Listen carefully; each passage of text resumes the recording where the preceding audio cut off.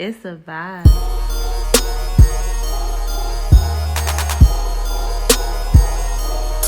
It's a vibe. What's up, y'all? It's your girl, Lady D, and y'all know I never go a day without telling the truth or drinking the truth. Go get y'all some Truth Alkaline Water, sponsored by my fam, the True Relations fam, and tune into VIB3Z podcast and stay tuned for more. It's a vibe. All right, so welcome back to another episode of the VIB3Z podcast. We clearly got three new faces. One in particular, the new co-host of the show. So never worked with this lady before outside of right now. So go ahead and tell these people who you are. Yes, this is our first show, so thank you guys so much for joining us. But it's going to be great. It's going to be filled with a lot of things, a lot of information, y'all. But I am Lady D. I did have my own podcast called Chill Out Podcast, and then me and this great guy right here decided to merge together based off of a first meet that we had, and he was like, yeah, I took over his show when I first met him, and he was like, I like her. So we just decided to collab together, y'all. But we are here with Nsane, the owner of Nsane Beauty. The lady I met on the poster. I know. I was just minding my business at 2 a.m. I was like, what is that? Like, who is on that billboard? Okay. So tell people who you are. Yes. My name is Erica Mobley. I'm the owner of Nsane Beauty Lab, which is a cosmetic spa. So I specialize in teeth whitening, body contouring, and I also do post-op care after cosmetic surgery. I'm a mom. I'm a significant other. See all that. I'm a hustler in Yes. general, so I always focus on like multiple streams of income. I do own a clothing line as well, which is About it. Insane Nomad. So everybody, it's a play on words. Everything I do is insane. So if you see insane and it's spelled without the I, starting with the N, you know it's me. So when it comes to branding, anything that you see that's spelled Nsane is gonna always be me. So Okay. And would you like to introduce your significant other? He right here. Yes, period. this is Javon. I guess he could tell you a little bit about himself because he's an entrepreneur as well. I do bail bonds. You need to get out of jail, you can call me. I do bail bonds. Yeah. And you can call anytime. It doesn't matter what time it is. Late at night, call Money us on if call. you're in jail. Get somebody to call. Money ain't got no time. I promote events, MS events. Some of the biggest parties in the city we bring. Most of the artists you've seen in Baltimore, we probably had something to do with it. I got a liquor business. I got a transportation business. I'm just getting to the bag, man. The bag's different. Right. So who met on which journey? Did you meet him on your journey? You met him on his journey? Interesting. So we actually met. I was gonna write a book about finding love during COVID because that's really what happened. Oh damn, he was on Tinder's wife? No. Goodness. No, the funny thing is, at the time, because I was in the medical field for 16 years too. Didn't you So do it? Right, for real. Okay, all I right. worked Right. in hospice care and I'm a dialysis technician. And at the time I was working on dialysis unit in Union Memorial. So when COVID first started, that's where I was. So we were short staffed. So I was like working like crazy. I didn't even know who I was after a few days of just being there nonstop doing 14 and a half hours every day. But I ended up getting COVID because it went through our unit. So we had patients that died. We had staff that, all had it. I ended up with clotting in my lungs and all of that. So I was on bed rest for like almost 4 weeks. But I was transparent because I have a business. So I had to let people know that I wasn't just missing. Like, I'm down bad. Down bad. Yeah. So during that time, he would kind of like we were friends on Instagram, but he would kind of like just check in, like, are you okay? You need anything? Like, I know you have a son. I'm not being weird. And I'm like, no, we good. Because regardless of if he wasn't being weird, me being me and how I move, I'm like, no, we good. Right, exactly. But he was consistent when it came to that. And then when I finally got off of bed rest, I went to the market. I'm in Trader Joe's, like I just got out of jail. I'm just happy to be outside. Yes. And he like, what you doing outside? And I'm like, well, my doctor said I could do, regular little stuff. So I had gone to the market and like my son will bring the stuff in for me. Me being pressed because I had been in the house for a month. I was like, I'm coming out to get some fresh air. So me and one of my cousins went outside to get just like a glass of wine. And then he told me to come to his event where he was. And I was like, I'm not really dressed. And he's like, I don't care what you got on. I'm sure you look cute. And I was like, all right, I'm going to come. My man came through with the come through. That I lied and say was with me and she wasn't with me. But if I didn't like him, I wasn't going to be stuck with me. So, went and got her. But the thing is, like, we ended up, he checked it to see if I made it home. The friend. Oh, the friend was already his friend too. So that my man hit him with everything covered. Yeah. So she's like one of my good friends, but they were friends too, so it's completely separate. You know what I mean? So when she realized this who she like, oh yeah, he's the guy, and I'm like, okay. So I go to take her home. He checked to see if I got home safely, and I'm like, I'm still out talking to her. He like, I want what do you say? Something like, I want to see you or something. I was like, look. I literally just gave you my phone number tonight. We only been talking in this DM for like forever at this point. But he was like, I don't mean it like that. Like, I just enjoy your energy. Like, I want to see you. So I was like, all right, well, send me your location. I'll pull up. We can talk in my car. Right. Because you might be crazy. Right. And it was crazy because we talked until the sun came up. And we've been together ever since. How long ago was this? It'll be 2 years next month. So was you plotting on her or right place, right time type of deal? I guess right place, right time. Yeah, because I wasn't looking for love. No relationship. Well, you just came out as fighting for your damn life. Right. I was good in general. And but it was like, it's kind of one of those things where like when you know, you know. Right. So everything you say you're not going to do, you be like, well, I just might do it because it was just like, it was very refreshing and we kind of just like fit really well. Yeah. So we just, after that long talk in the car, it's been us since. So. It gives grown man energy. Yeah. Okay. Oh my God. Period. Oh my God. I mean, but energy. It's other reasons why too. I mean, I think her energy kind of made me kind of put the energy and effort into the relationship. Released to go back to work in the hospital because I was off from there for 9 months and I was like, I don't even need to go back because my business had took off so crazy that it was making up for the income that I was missing from being at the hospital. So I was like, no, let me take this serious and go full time with it. But then it grew so big and I started adding other services because then I took the course in order to do the lymphatic drainage massages and body contouring and all that kind of stuff. Plus I already had the knowledge from hands-on experience of what I had done before.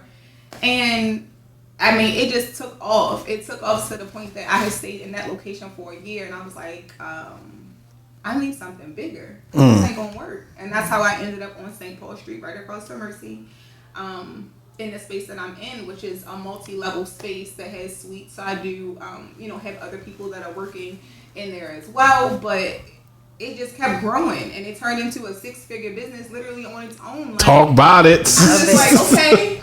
I mean, and just to service that many people, but it's bigger than me just providing services. I feel like people come back because of the experience. It's warm and it's welcoming. It's professional from the moment that you walk in. Well, from the moment that you reach out, even with a question. Because, a lot of people don't even want to answer questions. Like, how can you not answer questions if you're spending your money? No, I'm going to answer whatever it is that you want to know. Because you're coming to me for a service. And a lot of the time, like, the services I provide are pretty vulnerable. A lot of people are getting cosmetic surgery. We're talking about what we don't like, what we want to change. The things that we want to enhance, things that we want to perfect, and whatever else, but it's also become a space that's a safe space for people. So a lot of people come in there and they pour their hearts out about everything. It could be their week, it could be what's going wrong in their life, but it could be what's going good. It could be whatever. So it's a space where we're big on building relationships. Right. So my question to that is, what was your worst day starting a business? Like, what was the day you remember, like, this stuck with me? Situation before St. Paul. Oh my Lord! Yes. Okay. So listen, I try to block that out. So on my journey to look for a new space, right? I find a space, and the space was in Pikesville, and I was like, okay. Well, that's kind of like close to home, close to the area, where I grew up, things like that. This will work, okay? It's close to my son's school. This will work. Okay. So I was paying the whole first year up front. All right.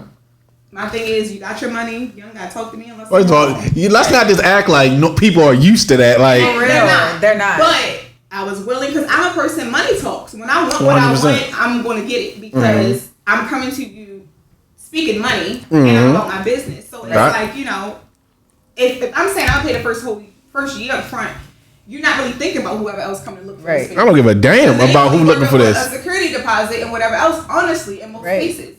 But the crazy thing is, because people were doing so many crazy like scams and stuff because of COVID. Oh, that PPP loan money is crazy. One of the tenants in that building hadn't been paying their rent. So they decided they're going to have the place vandalized in order to get insurance money.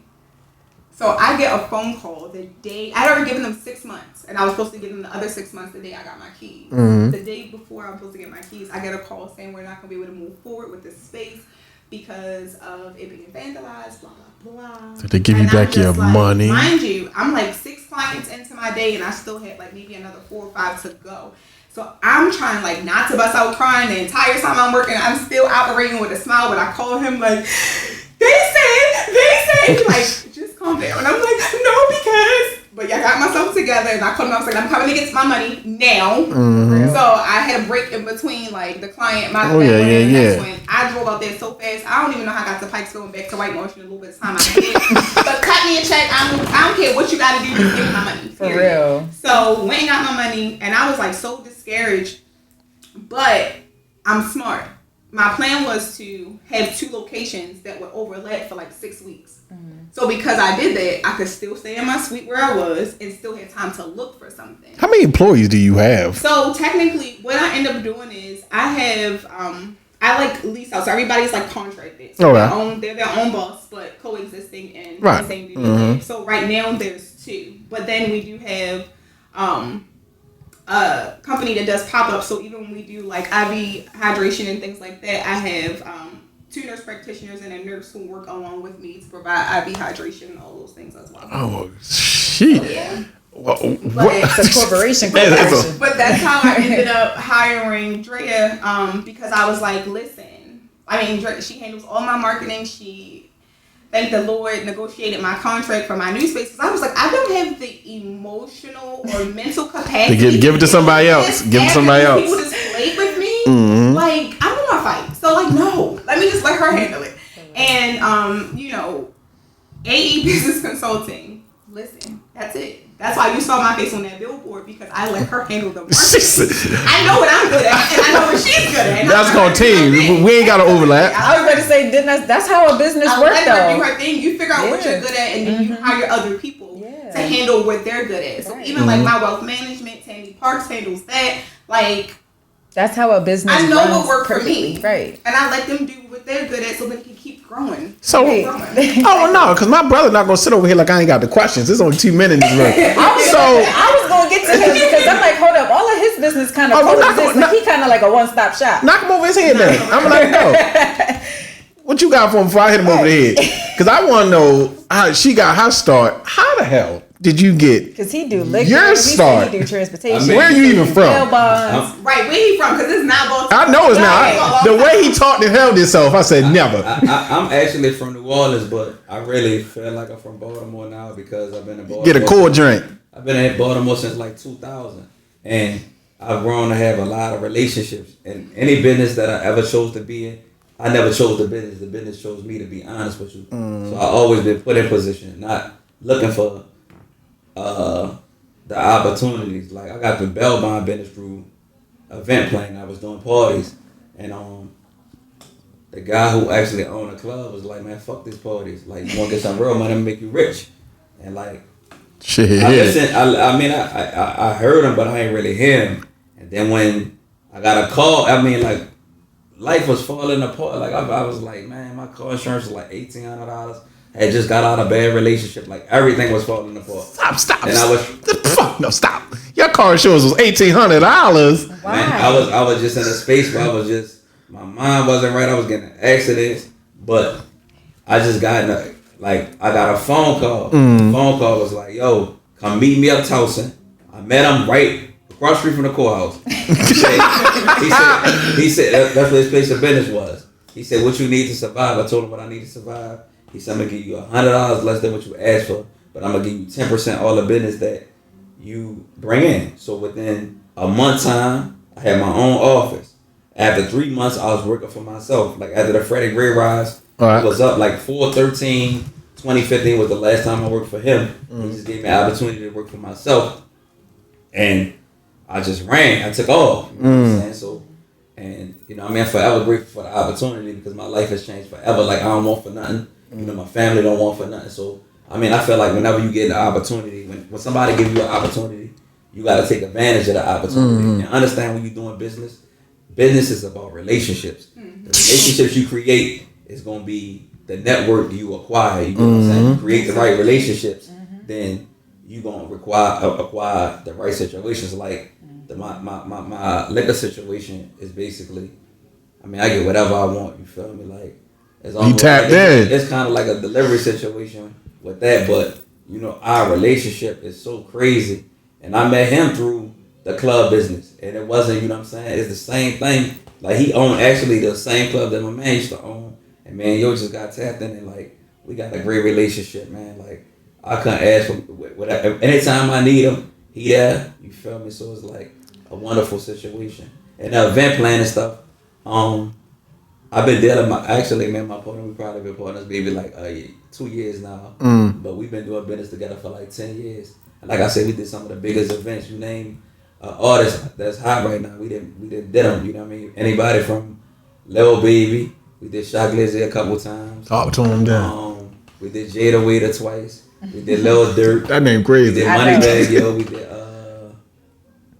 who else did ESTG. We did so many people. You know what I mean? So it's just a blessing to be able to reach and do the things I have done. Like me not being from Baltimore and being accepted. You know, this time hard. Yeah. It's just a tough time. And, you know, I get a lot of respect and you know, I respect a lot of people. Right, that's kind of how it happens. Go back into the community. I feel like, you know what I mean, without the people in Baltimore support me in different ways, I couldn't do the things that I do. So, you know, back in school time, I did shout Christmas, I did shout Prime, I did shout, you know what I mean, I was a little kid. Well, I do boys, I don't really do girls, so I do all guys. Tapped into the young boys. Yeah, so, I, you know what I mean, I asked, you know, if there's a kid that might not be fortunate enough, like, I asked the teachers or whatever, and they recommend me a student, and I just get everything they need for their class. Oh, shit, talk about it. Well, D Smugs, you know, I just love it. No. Like, because it's just like, it taps into what Black love is. Because a lot of people don't know what Black love is. And a lot of people just think like it's just two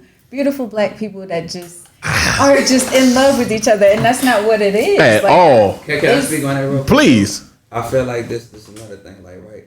So, a lot of times people see an image on, like, social media or whatever, right? Just say, for instance, with, like, me and her, and a lot of people will be like their relationship is filled with highs, but they don't get a chance to see the lows. They don't see the chances. They don't see that shit. No, I was getting into that part. I'm speaking on that because, like, you know, we've been together for, like, 2 years, and there's been times where, like, in a relationship where, like, she just been totally frustrated, like, just with, like, certain behaviors, and you don't really understand because you're going through whatever you're going through. You ain't really facing whatever demons you got at that time. So, you know what I mean?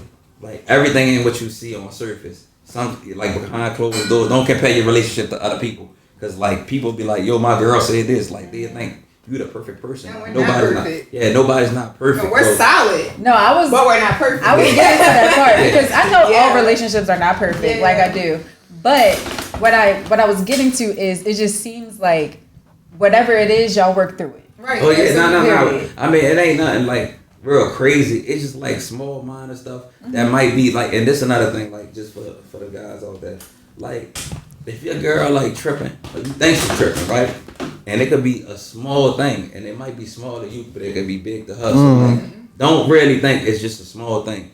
Kind of dissect the problem a little bit more because like some of the things that she had like problems with, like I thought she was tripping and I thought it was small, but when I really just like toned it down and really dissected the problem, I realized like it was a big problem to her, and it was a problem. I thought it wasn't really a problem, but when I really fixed the problem, like we don't have no problems. Like I don't know the last time like we had an argument. Like, but when I didn't fix the stuff, like even though I thought it was small, like I don't really have no.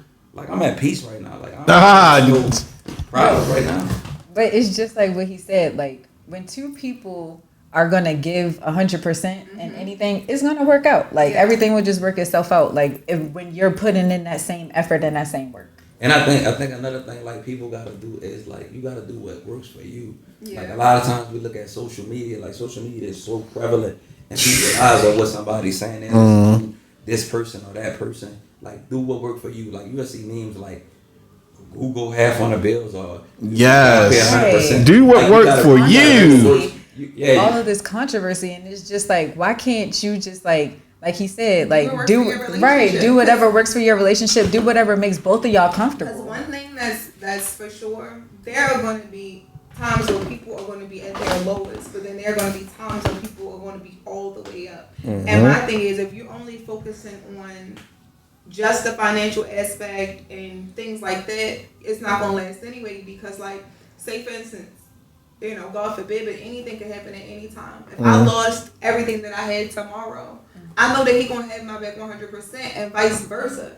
And like, but anything can happen. You know what I'm saying? So you never know. So it's bigger than who pays what and how much is being paid.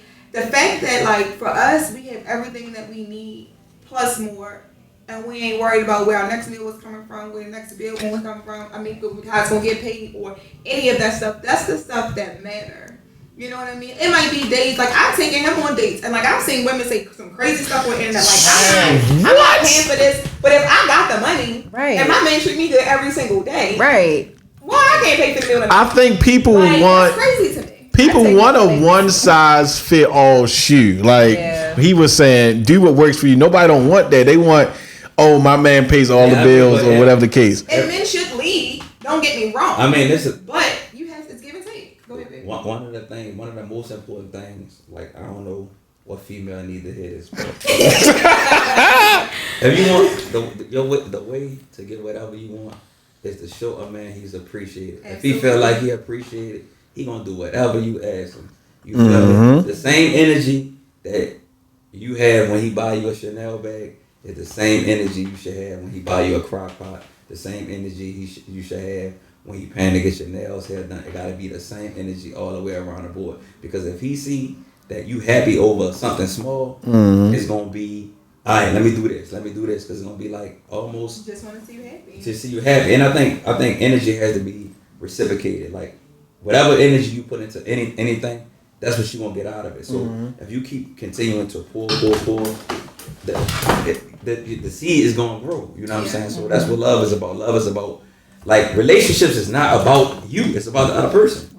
Like when you understand that, like most people don't get that. They make relationships about them, but it's not about you. It's about making the other person happy. And eventually, if you make that person happy, they're gonna make you happy. So that's just how it goes. Oh, because now you know the controversy me. So I got to ask. I agree. So everything you said works out, and I'm with you. So I'm gonna ask both of you, and I'm gonna ask you, D Smugs. Suppose, I don't know who was the more successful one when y'all got together, right? But is that person that's a less successful person wrong for chasing more in the relationship? Say the guy starts at 120. That's what she wants. But the guy that's right there at 80 is treating her well. Is she wrong for skipping over him to date over? To be honest, like preference. So to be honest, like I've been up. And I don't really show my hand, like as of recently, like you could kind of. Right, you piece it together. I mean, cause she got a certain standard. You know? Hey now. You know, he can't hide what he got as well as he used to be. I came here like this. Yeah, so how I am right now is how you met me. She got a certain standard, but she ain't know what I had. I didn't. Did you care? The thing about it is, no, I genuinely liked him for him. And the crazy thing is, I didn't know what he had. I had been left in his house, all kinds of stuff, and whatever else. Had no clue about anything in general. But it was like I didn't care about what he had. I liked him for him. So once we kind of talked about finances and just different things on a personal level, it was like, oh, okay. But I did not know those things up front, and it's crazy because we were into each other. So honestly, I had gone because my mother lives in Jamaica, so at the time I was flying back and forth, even though it was COVID and everything, to make sure she had what she needed. So I would go every. Your mom lives in where? Jamaica. Are you Jamaican? No, Don't ask. Our family just don't ask. But my family would go. My mom and my dad, we would just go every summer for like forever. So that probably was like. 12. And your mother said, "I'm straight." And when they separated, she decided to move there. But throughout COVID, I was like going to, make sure she had all her meds and stuff because I would ship them. But it was easier for me to fly there with all the medications, everything she needs, stay for a few days, come back home, get everything at once. Just send it because I would send it express, but then it's sitting in customs. It was a mess. I came back from doing that. This is still in the beginning of us kind of like, starting to date and stuff. And he had, when I got there, it was like rose petals from the door to his room with like a bottle of Moet, right there, and, roses and a card. But he wrote down how I made him feel. Pressure. And it had the money inside of it for my body contouring class. Because we just discussed that that was something that I was doing. I had already like paid the deposit and stuff, but we were just talking about it in casual conversation. Because I was like, this is my next move, blah, blah, blah. And the money was in there. But he talked about in the card how I made him feel, the kind of joy I had brought to his life. So the two of us were already doing things. Because he wanted me to be there. I guess you could tell your own business. But my thing is, I'm a person where I like things to be a particular way because that's just what I'm used to. So I wanted his house to feel just like how mine does because that's where you're going to be at. I wanted it to be just like mine. He couldn't come to my house because he couldn't come where my son was because we weren't there yet. So it's like if I got to be here, this needs to feel like home. Yeah, she got rid of my bed, y'all. So she got rid of my bed. What was wrong with your bed, bro? I ain't even knew one. First of all, I didn't said nothing. No, I feel it. The ghost of all the chicks had. Oh my God. And plus I just wanted, like I literally ordered him a bed that was the same color and fabric and everything. I said, when you get that woman. Like even down to like my apartment was just like real simple. Like, it was very simple. It was God, you know how guys I was going to say, that's how guys are. Everything we need. But how right. Y'all be needing stuff. Like, y'all be needing, like, decorations. Like, y'all need... We don't need that rug. I mean, she bought little small... It was just the smallest things, like, you know what I mean? Like a little clock. She made sure, like... I bought curtains and a curtain rod and things like that. She brought the feng shui. Yeah. Like, I mean, she just made it feel like home. So once that happened, I already knew what it was going to be from that moment. You know what I mean? And I live my life like... I'm on a go kind of person. Like, I wake up in the morning. Go. At 7, 8 o'clock. And I ain't coming back in a hotel. Probably... At the time when we first met, it probably was like 9, 10 o'clock. Now, it may be 7, 8 o'clock. You know what I mean? So we can just have family whatever time. dinner is ready. Because I'd be like, what time you coming home? He'd be like, what time you need me to be home? Hey. Dinner ready. So that's how that kind of go now. But do y'all find it, indeed, I'm going to ask you too. Do you find it, do you got any kids, Robert? I have 2 kids. Do you find it easier dating someone with kids or someone without? I find it easier dating somebody with kids because these people without children they're selfish. They are very selfish. Are they wrong though? No, I'm not. Well, that can't be. Not wrong, but they have to respect your situation. I'm not going to say anybody is wrong for being selfish. True. I feel like everybody has a little bit of selfishness in them, but it's ways to deal with being selfish. Like some people are just downright selfish and don't care about nobody else or how they feel or something like that. But then it's certain things like when you set boundaries, that's like a good type of selfish. Like it's certain ways how to be selfish that will work with somebody that has kids or something like that. But with my experience, like I can't do that because like she said, like straight up what she said, like it's selfish. And with me having a daughter, like I don't want my daughter to see me with like a man that's not going to take my feelings into consideration because he feel like his feelings mean more. Like, yeah, but I don't think that's really a thing of a person with kids or without kids. I just think that's a person. I just think that's a characteristic kind of thing. You know what I mean? I mean, everybody different. Like you can't judge a person because they got kids or don't have kids. True. I date people who have kids, and I date people who don't have kids. Now I think I will limit myself. How many kids you got? Yeah, but that's just my experience. So if I had came with 5, it wasn't gonna work. Nah, I ain't wasn't gonna work. He said, nah. It wouldn't have worked. If you had came with 5, it wasn't gonna work for me. So how fast is too fast for somebody to meet your kid? What's the fastest somebody ever met your kid? My daughter only met one person. Okay. And she met him after me and him was dealing with each other for at least like 6 months. Alright. He couldn't come over. He couldn't do nothing. But after 6 months, that's when he solidified like a relationship with me. And he had asked me like, I want to meet your daughter. He did meet my child's father too. So he was like, I want to meet your daughter. So like when we met. I don't know, the difficult part of like Talk about it, because I'm with you. meeting kids is you start to have relationships with them. Mm-hmm. And like if you and the other person kind of split, like depending on the terms that y'all split, like you remove from that child. You know what I'm saying? You could have had a solid relationship and you could care about the child. And it's like, because y'all going through whatever y'all going through, it's like y'all don't even have a relationship no more. So like that's that tough. could be You know what I rough. mean? So I don't know. Like that's the toughest thing, because like you really still care. Like for me, I care for. If I deal with you, whatever you come with, I feel like that's my responsibility. Right, now I come with it. You feel me? Like I come with it. So like I've been in relationships with people who had children, and like now like I don't talk to their kids, or I have a relationship with their kids, but at the time I did. Yeah. So I mean, but that's the way life goes. You know? So disgruntled baby daddies and baby mamas, how do you handle it?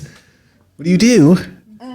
I mean, What you do, brother? Let's say her kid's daddy wasn't with it. I'm gonna just speak for like. We one happy family though. I will say that on my end. She said we straight. We straight. are, though. Like literally, my son's graduation, all of his parents are there. We got 2 tickets, but I finesse. We were all there. I think that's just how we operate. So even like his birthday party and stuff. Last year, his birthday, we're actually going to Miami for his birthday. Because his birthday is on the 15th, so we'll do that this weekend. But even last year when I gave him a brunch, all parents are there. We actually move as one unit when it comes. That's to so this. rare. So at no point is he going to ever lack or feel away or whatever, because we all do our part to just make sure that he's taken care of, that he's happy, that he's loved, that he's comfortable, all kind of things. Did you when it talk comes to- my son? We're like that. Did you talk to him on a one-on-one? Well, son? No, The father. The father. No, y'all met Chase's birthday was the first time. Yeah. Last year. Yeah. Yeah, so Chase's birthday was the first time that they had like really met. But I mean, I really think it was more so of like a kind of like a respect that he probably, seeing us on the internet, he probably could just see. I mean, I think you could really like. you could tell that he was genuine Yeah. and just there for Chase. So he's never it's never been any issues or any like questions asked. Really, it's just kind of like, oh, I see that he loved my son loved him. Cool. We all cool. Like, that's just kind of. That's kind of how my situation was too. Like, Yeah, and I think it's an issue of maturity though. You feel me? Like, you gotta have a certain level of maturity to understand co-parenting and whatever they got, like whatever. Like I'm not about to intervene in what her or some father got. He's never disrespectful. It's nothing for me to really. Right, as long as it's respected, I don't care how y'all handle business. So you know what I'm saying. Whatever it comes to, and if he don't decide to do nothing for his son today or tomorrow, That's on the him. next 5 years, honestly, I ain't gonna care because I'm gonna take care of you. You get what I'm saying? And I'm not about to pressure her to be like, call him, da da da. Nah, because you the man Man of now. that house. You get what I'm saying? So Alright. that's how that go. Even down to like when like y'all was asking about like, the other parents. Like sometimes like I might have issues with like my daughter's mothers, but like, my daughter's at my daughter's 18 and 16. Oh, at this point, they really we ain't gotta talk to you about nothing. My baby mothers, you feel me? But sometimes like what happens is like people get used to the way you used to do things, right? And people change. People change. So and dynamics change. You get what I'm saying? Like we just went through COVID. We went through. You're going through monkeypox right now.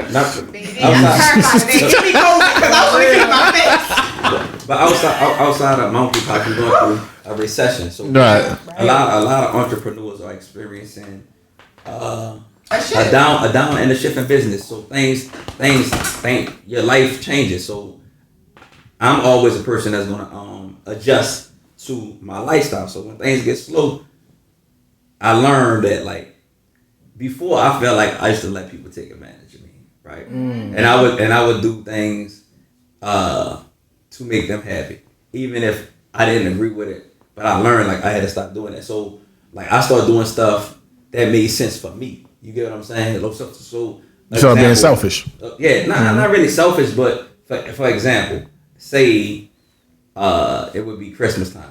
I would pay child support and then send $1,000 through regularly. And what I started doing is doing it where it worked for me. I'm like, I'm not about to double pay. So I might spend $1,000 in child support, and that's what it's gonna be. You're gonna have to respect it.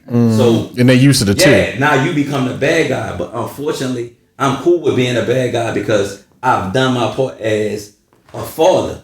You know, you can't take that away from me.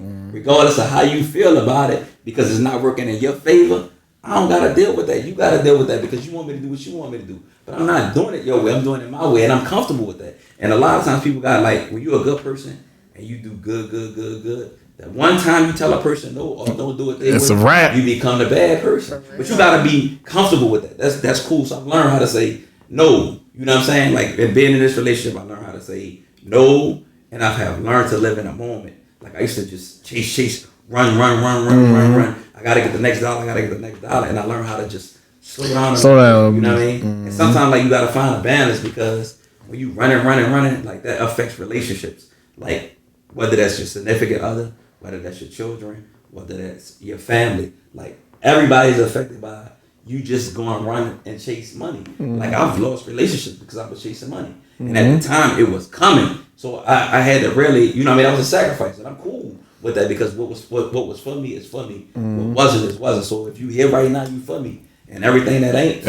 Like, you know what I mean? It fell by the wayside. Talk about it. I love it. So you do. Matter of fact, D, you got a question for that one?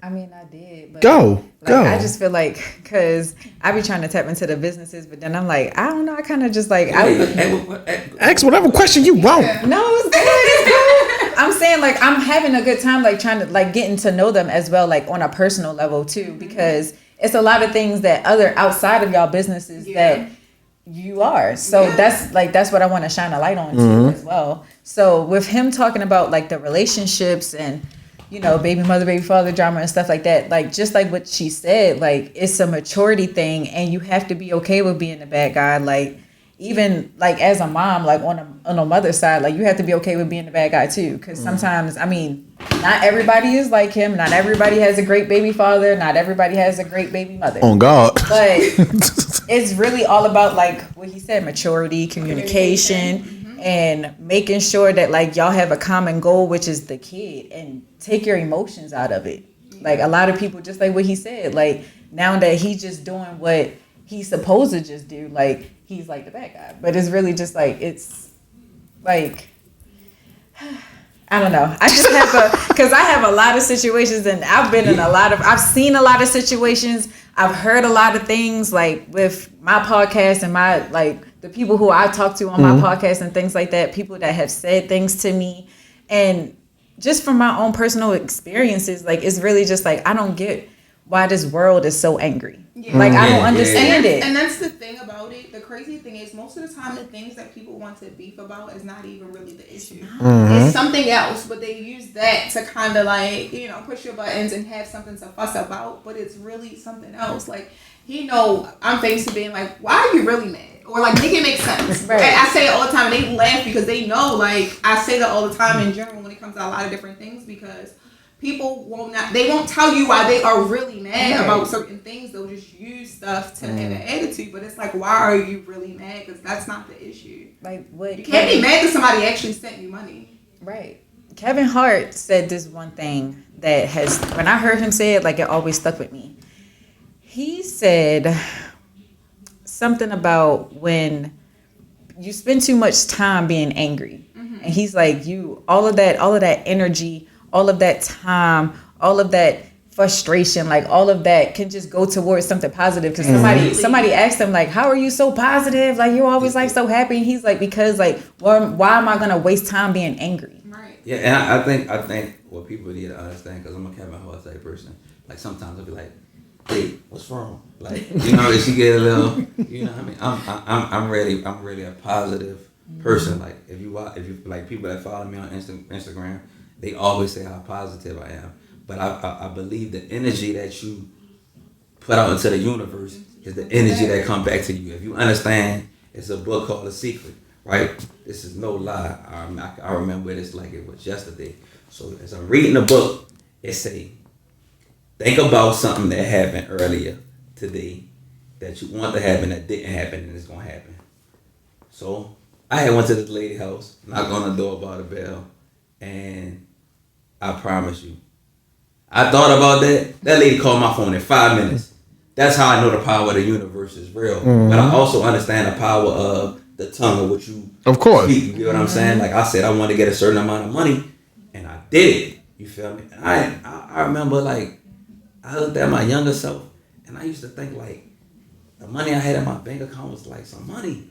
Then I started really getting like some show enough paper, and I was like, yo, like I'm gonna do this. And when I did it, it's like it ain't nothing that I don't think I can't do. You know what I'm saying? Like I was watching Kanye today. He was talking about like his dreams. He was like, people think I'm living life right now. They don't even understand. Maybe that's their dream, but it's not my dream. It'll be way bigger than this. You see, you're a billionaire. You get him. He had it in his mind already. Some people got a level. No, yo, it's already his for anybody. Like you know what I'm saying? Like people also try to get it quick.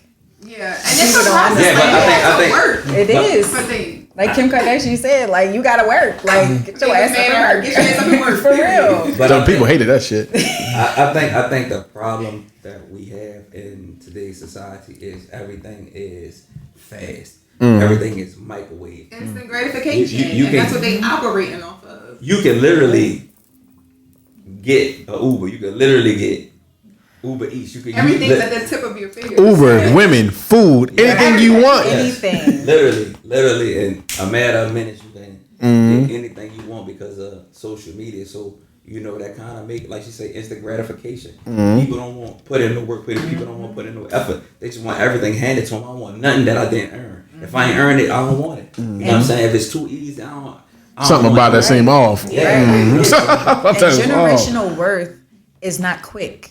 Yeah. It's not. Like a lot of people want to build generational worth, but they don't understand like what is put into that. Like you got to put a lot into that. You might not even see your generational wealth. Exactly. Your kid might. Their kid might, but they want everything now. Right. The generation is you started it. It's for the next person to. Why y'all talking about generational? Well, I want to say one. Go ahead. Right? Make sure y'all got life insurance. You know what I'm saying? And understand that your life insurance policy should be, for instance, if we tomorrow bought a home and the home is $300,000, you should have at least $600,000 life insurance policy because she should have enough money to pay for that house when she ain't gotta worry, and if she gotta take off for the next year too because she can't function with the loss of me, she should have money to be able to pay the bills. Like that's very important. Like we don't think about that stuff. Like I went through a funeral, like Fish my fries grandfather, dead. and I just seen like the family just being all over the place. And in my mind, I said I will never ever be like this. You know what I'm saying? So I'm good on paper, and if something happen to me today or tomorrow, like my family gonna be taken care of because I set that up. I set that precedence for that. Same thing. Something happened to her. You know what I'm saying? So it's not one sided either because people always feel like men, certain things are just for men. No, like God forbid, if anything happened to me, he may not be able to function for a minute. And he shouldn't have to get up and go work and try to make the next dollar because he trying to, you know what I mean, still had to be in the group of things. I don't care. Like he said, if he wants to take off for a year, you should be able to do that until you get your mind right.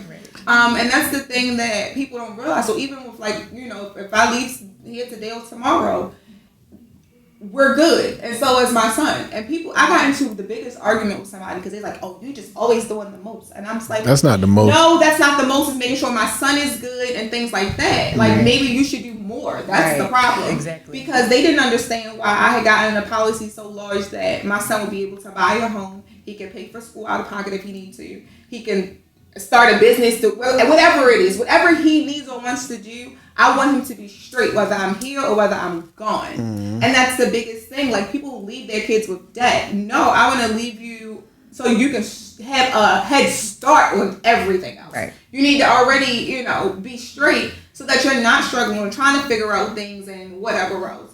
And it's like that. Even like with my dad had some policies where I was the beneficiary. But I love his significant other. And I told him, take me off and add her because I already have my own policy for him anyway. So I'm good regardless. I said, because if something happens, I don't want her to feel like she got to figure things out. Let her have those policies so that she's good because I love her and I know she loves you. Mm-hmm. You know what I mean? Because I'm already straight. I pay for the one that I have for him anyway, myself. So it's like, just doing those things because people leave with so much debt and people are scrambling and GoFundMe's and all that kind of stuff. And I just feel like I would never want the stress of them trying to figure anything out for me. Like in general, I'm really one of those kind of people are like, wait, what? Because I really want to pre-plan my funeral, honestly. Mm-hmm. Because I feel like, once we're married, that's his responsibility of taking care of everything. But for right now, my dad would be the person that would do all of that stuff if something happened to me before we get married.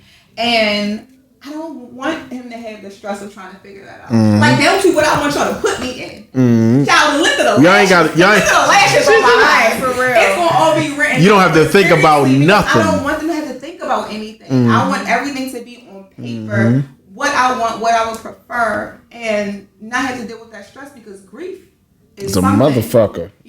Like, grief is something. We buried my brother a year ago. His birthday would have been a couple of days ago. But the crazy thing is, like, even with him, and he had cancer, but we never thought that we would be burying him at 40, you know what I mean? Mm-hmm. But even sitting there at that table, and I'm the person that's like, well, because they're looking at me like, well, what should we do? And I'm like, well, we should get this, or we should do that, and all of that. Like, it's surreal. And, taking care of my grandfather until he passed away. His birthday would have been this Sunday that just passed. So August be like a love-hate month for me. But, just seeing those things, at least, like, we were always able to take care of whatever the situation was.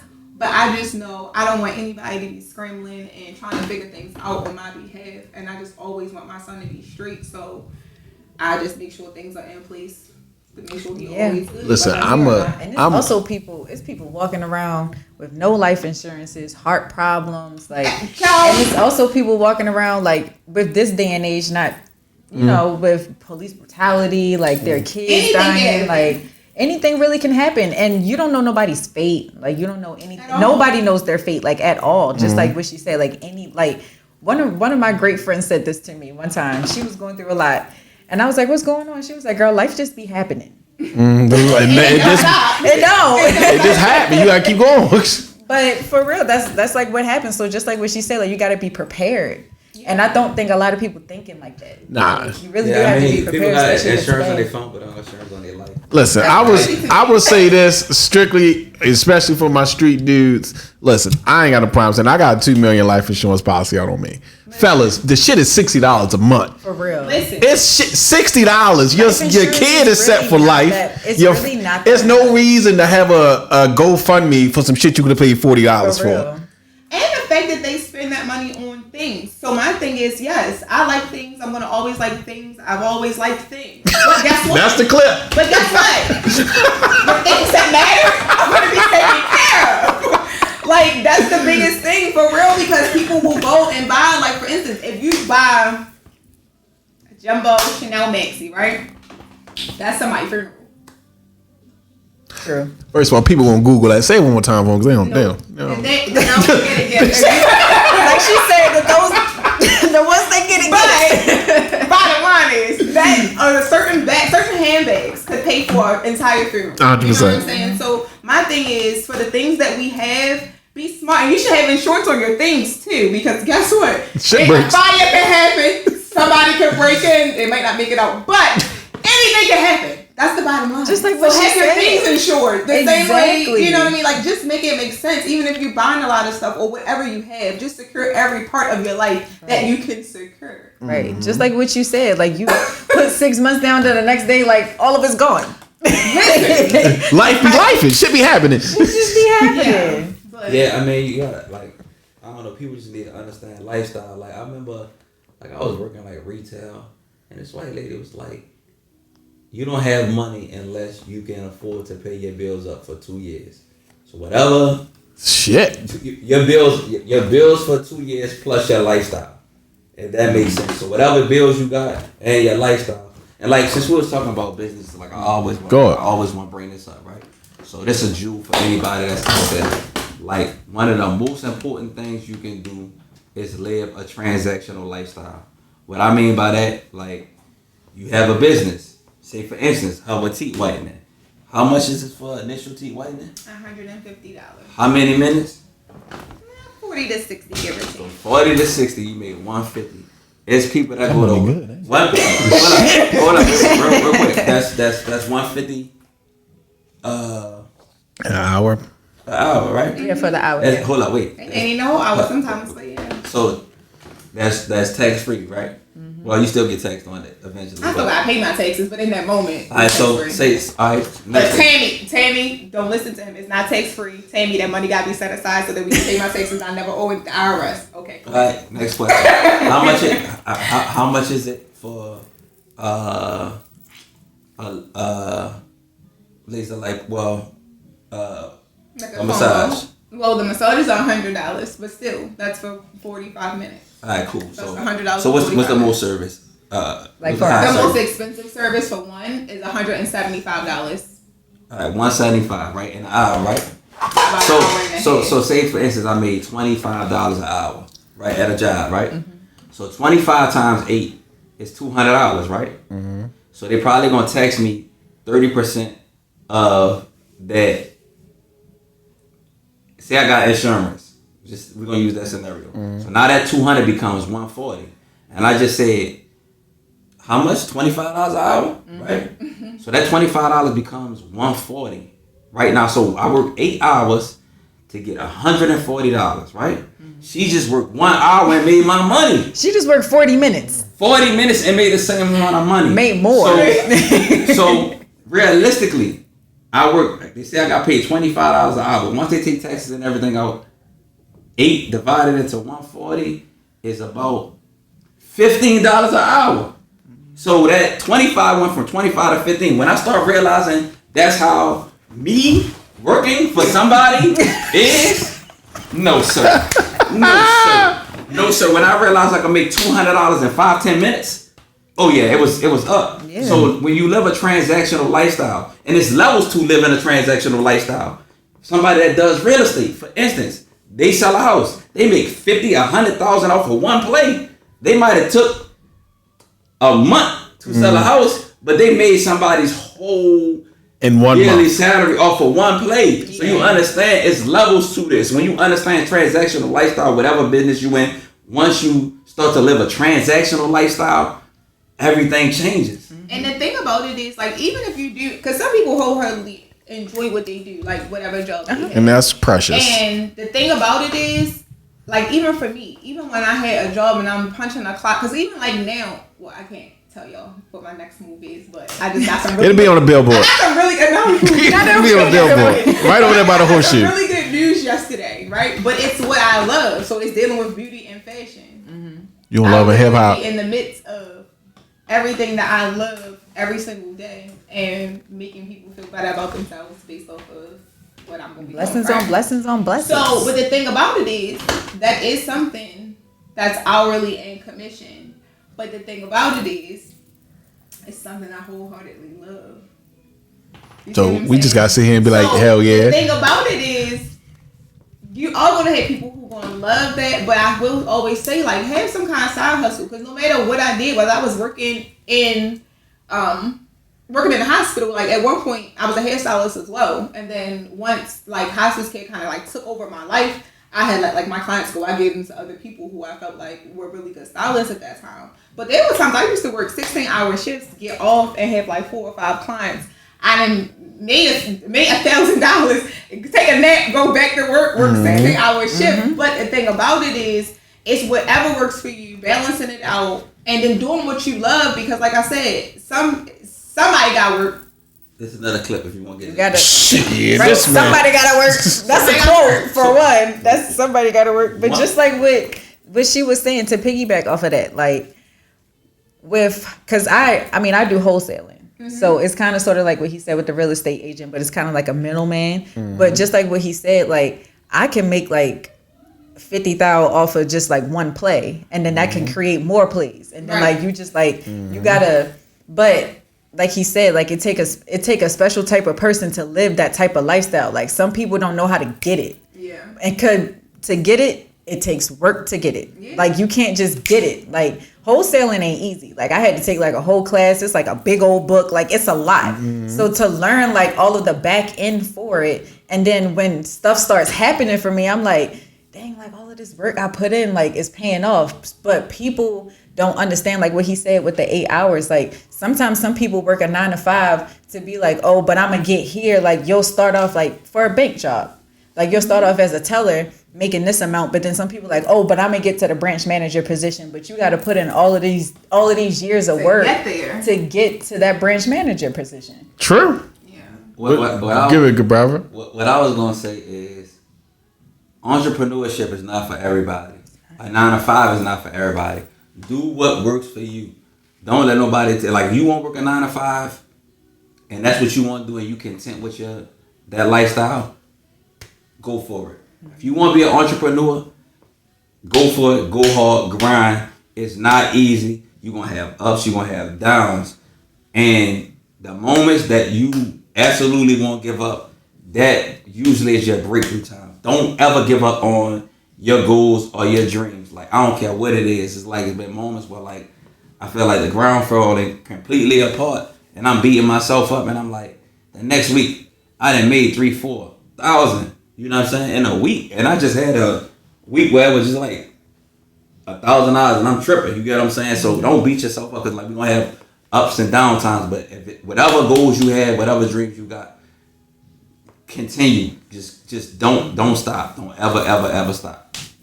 It was like one of my great. He got it. She's like a mentor to me, because she has a lot of businesses and she got a lot of kids too, and she got a husband. So like I really look up to her, and she gives me a lot of information. But one of the things that she told me is just that like when people with her businesses, like she was like I've been in the red before, but a lot of people panic at that point. And then they just like, oh, I can't do this. I got to stop this. I got to go get something else. And she was just like, she has been in the hole with a lot of money.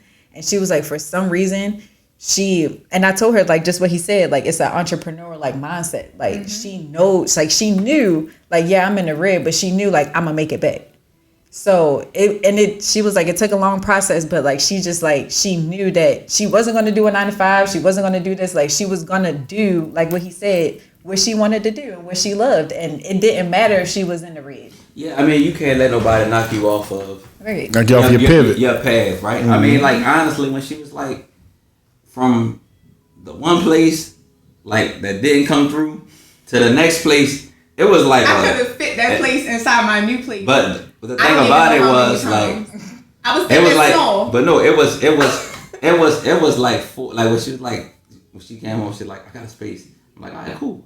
So she's like, it's gonna be like da da da da da, and it was like 4 times the amount of the other one. I'm like, oh shit, like oh shit. Like, I'm scratching my head, but like we here a year and a half later, and it's been successful. She ain't really need my help for nothing in terms of rent. Like she's been able to carry her own and do what she need to do, and like that motivate me. You feel me? Like just to see her really on her grind and really getting it without my help. Like it'd be like she really doing this shit. You feel me? Like well, you gotta step your game up. Like ain't that the best when you got your lady? Be like, okay. We have months when it be like, what you make this week? What you make this week? Who do you think gonna make the most money this month? Like it's a friendly comp. Yeah, that's the energy that we have. But I'm also the kind of person, no matter whether I'm a boss, I'm always gonna have like other stuff. We both the same way. So the same way I own something, I also will go work for somebody else if it's something I absolutely love. Yeah. So bring me joy and some more money too. Ain't nothing wrong with that. And the thing is, like, some people be like, why do you do some of the other stuff that you do? Because you don't have to. The thing about it is, it's the beauty of not having to. If I wake up tomorrow and be like, I don't want to do that no more. I don't have I to. have the luxury of saying, People don't got that luxury. I ain't coming there tomorrow. And I know you'll never see me again. Exactly. I have that option. You know what I'm saying? But it makes sense.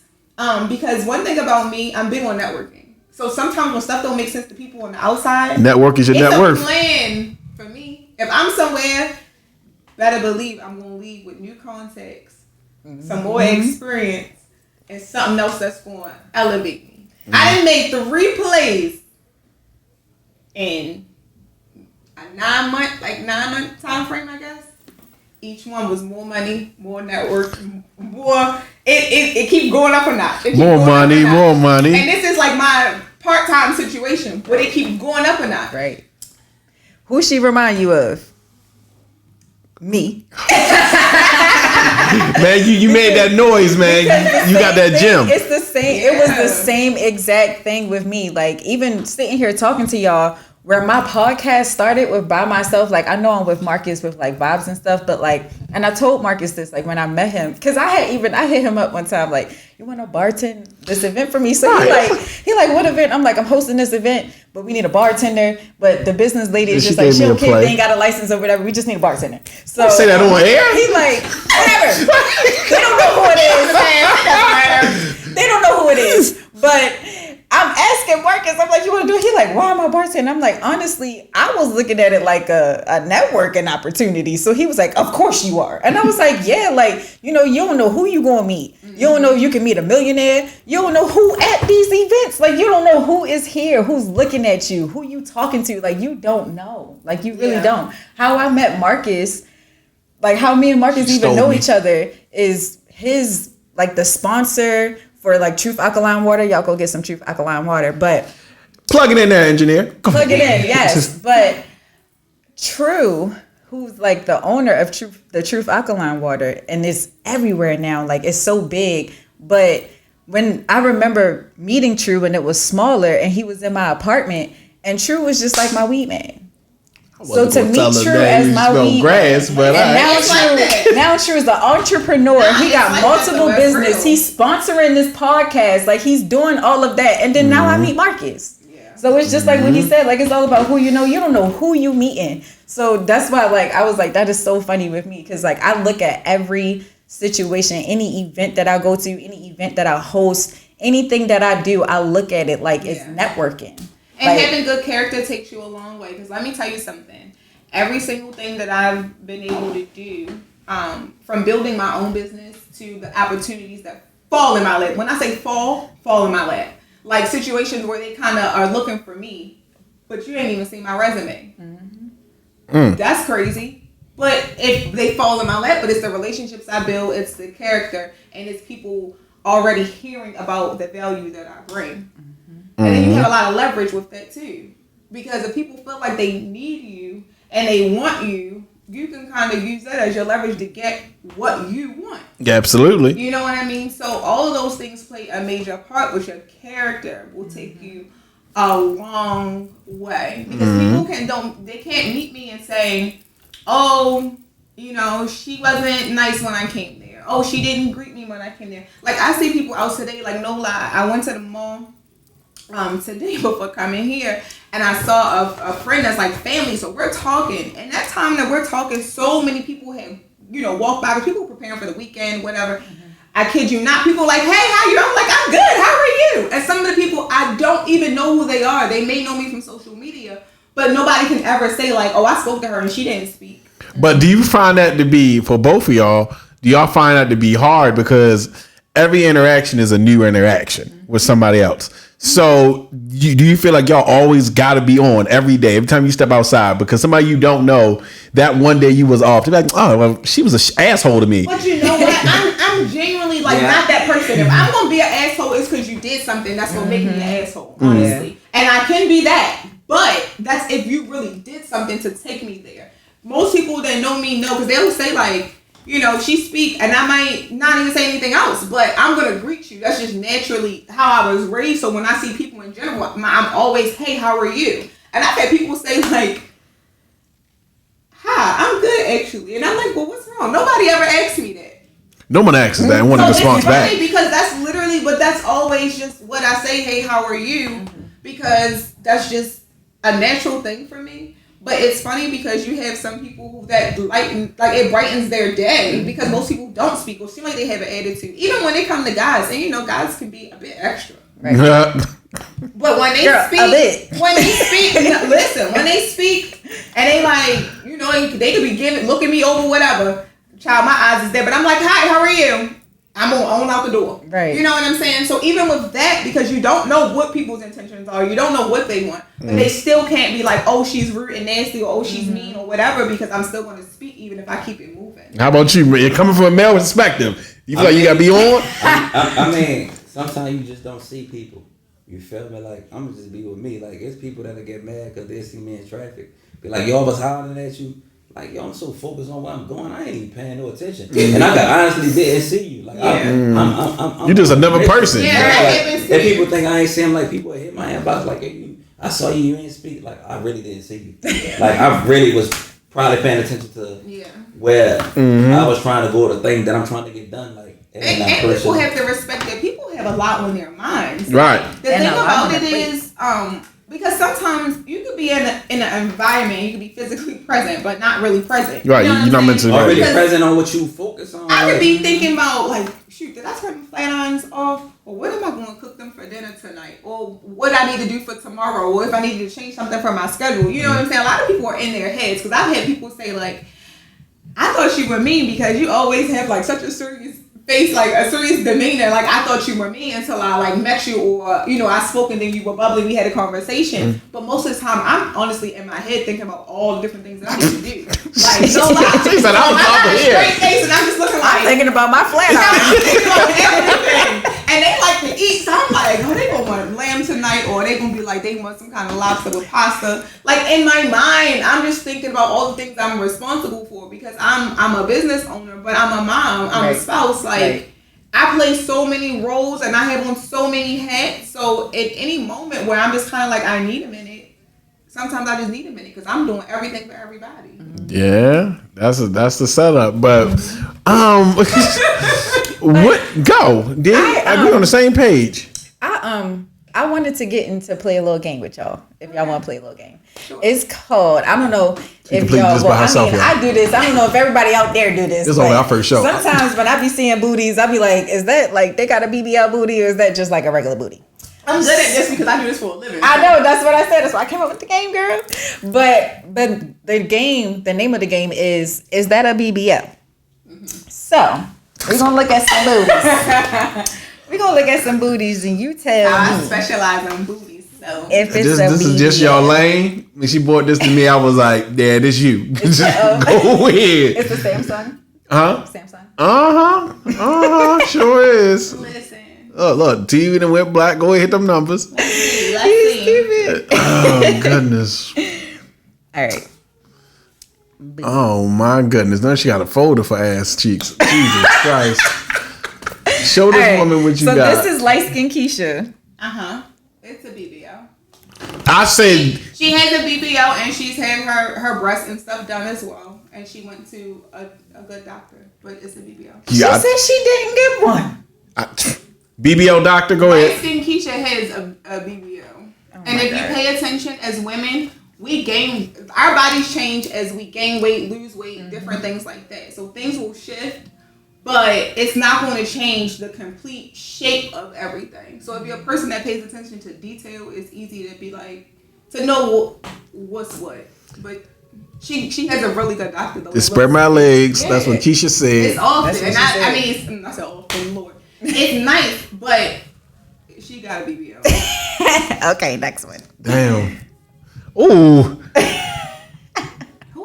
Megan. That's her.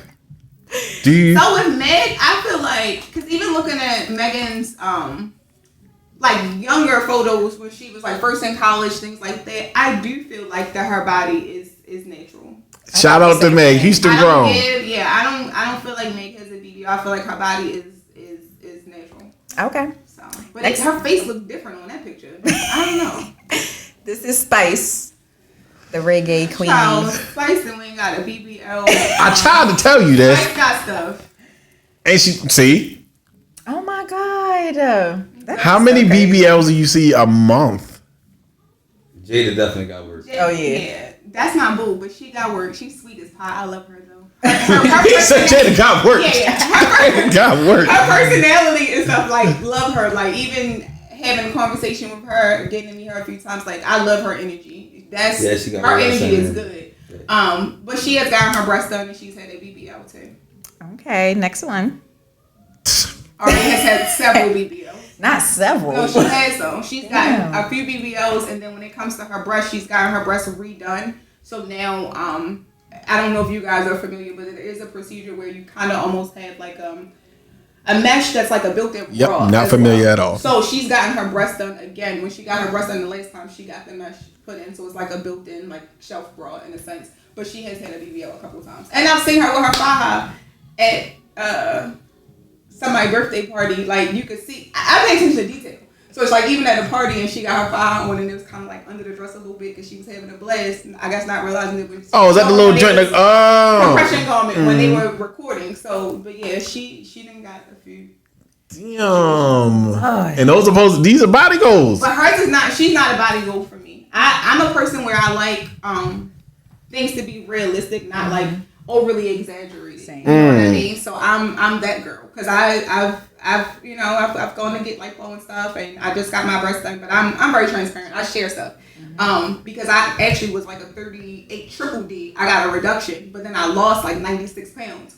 So they had already taken me down to like a 36C, and I lost 96 pounds. Breast is nothing but fatty tissue, so I was like an A+ child. That's not gonna work for me. So for my birthday, I had gotten just 300 cc's added because I still wanted to be like cute and petite for my body, but I wanted a little more than what I had. Mm-hmm. So but I'm super observant. So do you feel like you recommend that, like mommy makeovers and stuff like that? Absolutely, whatever is gonna make you feel good. Because one thing about it is for people who always be like, oh, people can just go to the gym. That's not how that works. Exactly. To get that? No, not even just that. After having a baby, a lot of people end up getting muscle repair when they get a tummy tuck because your muscles are separated from the abdominal wall. Oh, she knows what she's talking about. I don't care how much you work out. That's not going to make that skin retract.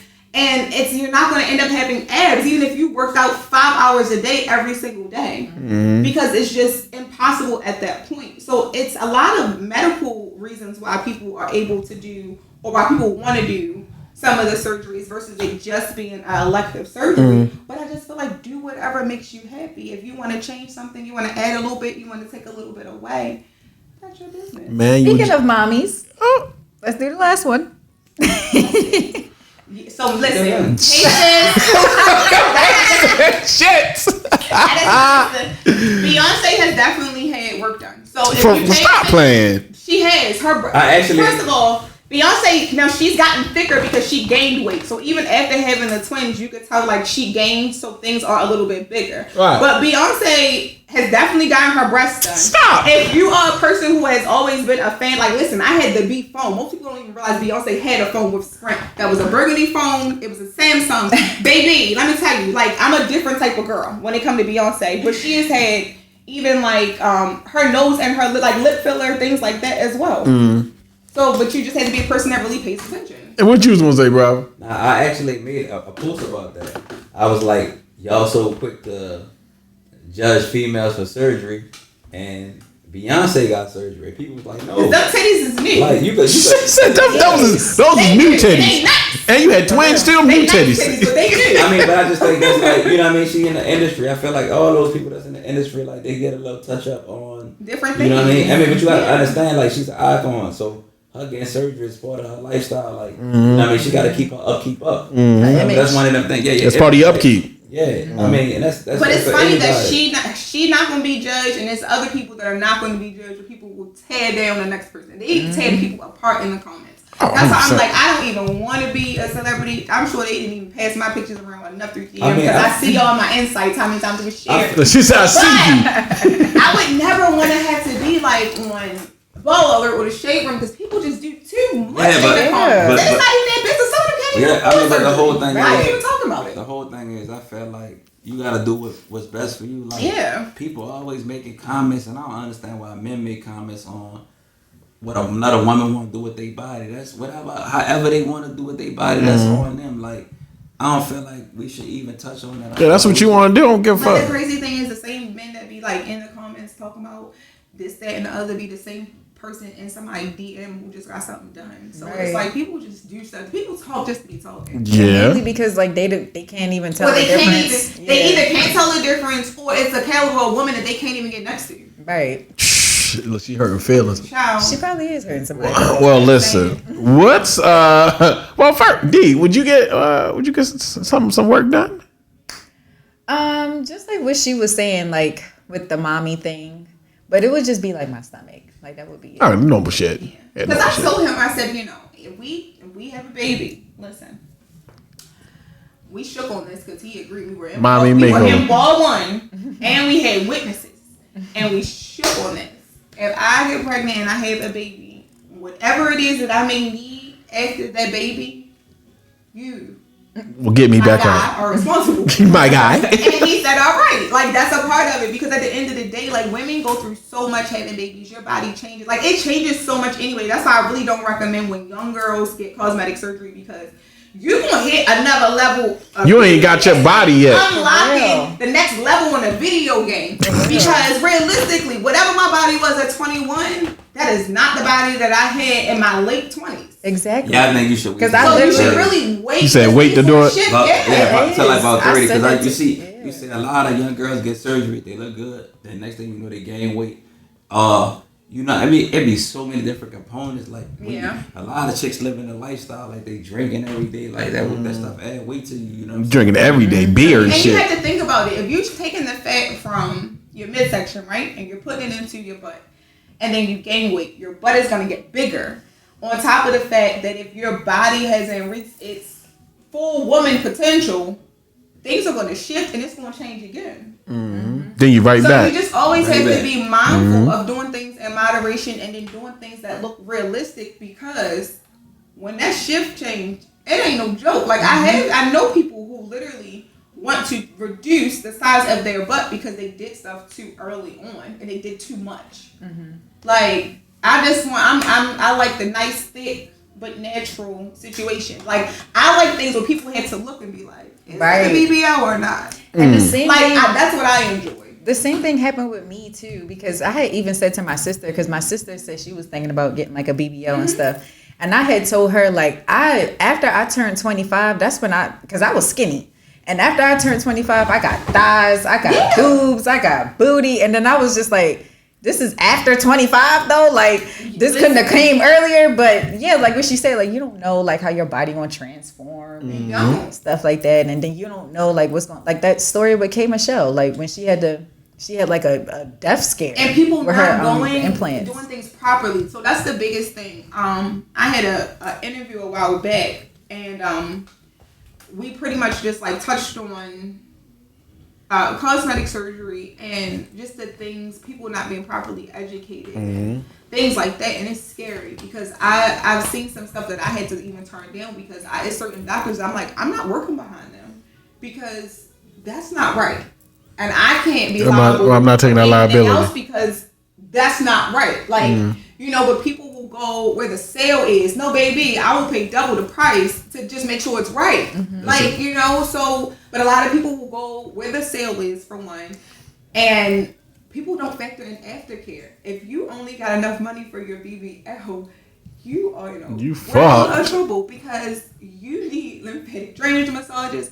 The way people think that in their minds, they think you go get surgery and get off the table the way you're supposed to look. The majority of people, unless you were already very slim or something, you do not get off that table with your final result, and your body will change. Like even what you look like from day one, from 2 weeks, a month, 3 months to 6 months, your body will change in different ways throughout that entire process. But people go to doctors that are not amazing, and I will tell y'all something. There are dentists that are out here performing cosmetic surgery. 100%. A weekend course. That is crazy. Yeah, so you got to do your research and make sure that your doctor is double. They just want that BBL for $1,500. No, seriously, because you got people that out here just trying to make money, and even like, you got people getting kind of back alley shots. Yeah. Oh my god. Shots and like the I ain't even gonna say it. Cement shots and shit. The little tattoo. I don't know if you heard about that, but I don't know if y'all follow Murder Inc. or whatever, but the little tattoo guy, you ain't hear about him? He was doing braces. But a lot of people doing braces. Like I was saying that, like I'm not going to. Yeah, but he was messing up everybody's teeth. Yeah, but I would never go. I would never go to somebody that not a real dentist that don't have a dentist office to do braces. Yeah, it's weed, it's Casamigos, and he tell you go sit down. I'm not going. Crazy. There's literally only one person in this city who I know for a fact like does braces, but they are right. She has a business for teeth whitening, but she works directly with the orthodontist. So he's still the one doing your care plan. She's doing your placement, but she worked for him for years before she got her own business. Outside of that, baby, it's a no for me. See, but that's different. But he just did tattoos. Like his background was like, just for tattoos. anybody know for anything. People will pay for convenience. They will, and then they be jacked up, and then they cry about it people try to later. take the cheap way. That's He the was problem. jacking up a Yes. lot of people's teeth. You ain't hear about that? That was so Nah, funny. my dentist got a jacket. Nah, I don't do that. Going to the that's- tattoo man to get braces. That's crazy. The tattoo man need to do tattoos, and that is it, because that's nuts. For real.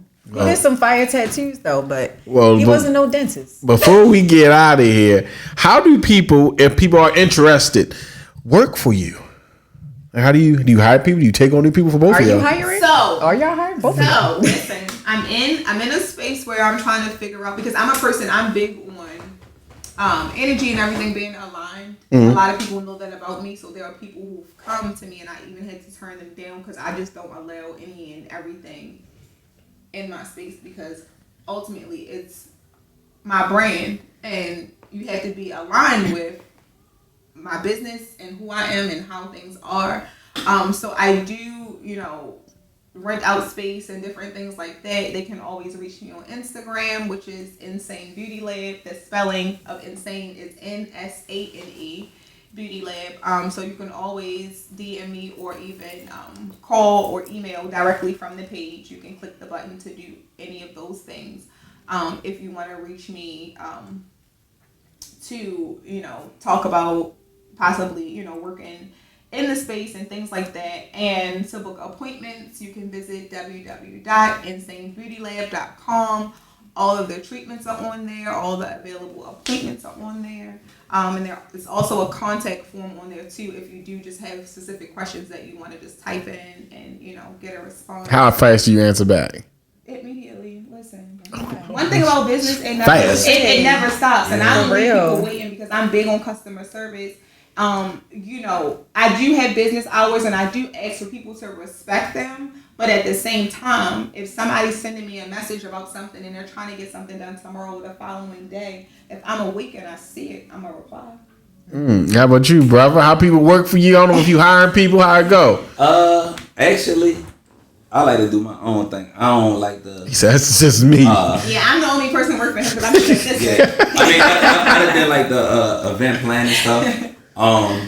Because some of that stuff we need help with. You know what I'm saying? We might have to hire a door person. We might have to hire this person to do this, or a person for furniture, stuff like that. So you know those people in those fields. But for the most part, I just like to do my own thing because I don't have no headache with other people. But I actually plan to do real estate.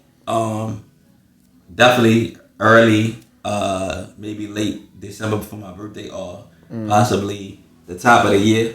Trying to buy and flip wholesale. Yeah, buy and flip. So I'm definitely probably gonna need people. It's for a that. lot of people that's flipping out here. Just for business wise, right? Like if you really want to get rich, put yourself in a service oriented business, because when people need you for something, they gonna pay for it. And it don't matter what it is. If you're a lawyer, somebody gonna need you in that capacity. If you're a doctor, Somebody gonna need you. Whether you doing lashes, whether you doing a barber, a hair salon, provide a service. If you have a service that you can provide, you then begin to live what I said earlier, a transactional lifestyle. A person that does real estate, they need a person to do plumbing. They need an inspector. There's so many different components, but if you go get that certificate and you provide a service, you're going to win. You know what I'm saying? Like, to be honest, like, it costs for me to come outside. Like, every day it costs for me to come outside. Somebody got to pay me every day I walk out the door. This is a fact. This is not no bullshit. Like, every day. Like, you might want to record this. Like, Ain't go. like, every day I come outside, somebody got to pay me. And Fabulous had this line that I heard in a rap. It's like on a Friday night freestyles. He say, "Dog, I ain't hit an ATM in 10 years. It's a difference between getting money and got money," right? Like, honestly, I haven't touched I haven't withdrawn from an ATM machine since 2014. and I plan, God spare the rest of my life, that I never have to withdraw from an ATM machine. The only time I go to the ATM machine is to make deposits. Be smart with your money. When your money coming in, like, save some of that money. A lot of people get money and they go get the latest designer. They don't have no assets. They don't have nothing that makes them more money. Like, don't spend all your money as soon as you get it. Because soon, like, there's a lot of people, like we just seen, unemployment, PPP loan. It was money traveling all around the world. Like, right now, you don't see nobody with no money because nobody made the right moves with your money. Make your money work for you. Don't let your money work for everybody else. You know what I'm saying? You either gonna have your dream or you're gonna be part of somebody else's dream. And invest in yourself. A lot of people don't understand that they need to invest in their businesses. Like, yeah, you're going to get it back, but you need to invest in yourself. You cannot have a business without investing. You have to perfect your craft, any type of continuing education, just whatever it is, you have to invest in yourself. Like, it costs to have a team of people to do the different Yes, things. Lord. Guess what? That makes me more money because of having to pay them to get, know, services that they provide. And you gotta go hard. Like, you gotta go hard when you don't feel like going hard. You gotta go hard. Like, every day you gotta wake up with the same mindset. And as if you have nothing.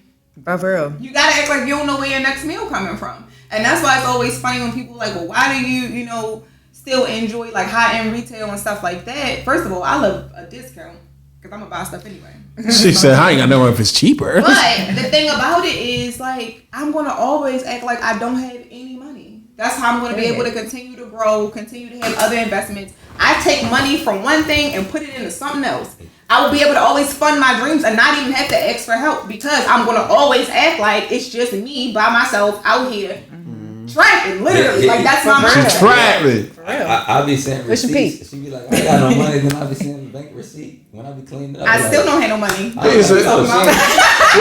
Where Kodak said, that's play money. That's prop money. And it's funny because he ain't lying. He was in my car and he said he had been in my car to get something out of it or something. And he was like, yeah, something about money. And I was like, yeah, baby, because I don't have nothing. He gonna say, that's not what that bank receipt said. He like, in your car. I was like, stay out my stuff, please. But that's how you have to operate. Like, don't get me wrong. I like luxury. I've always been that way. Like, I'm very well traveled. I mean, I've been to Paris, been to Italy, been to Spain, been to Thailand, all that kind of stuff. Like, She's with the elephants. I was. It's funny because some people from Instagram who didn't really know me, they like the girl with the tiger from me being in Thailand. Like, that's literally what some people called me if they didn't know my name.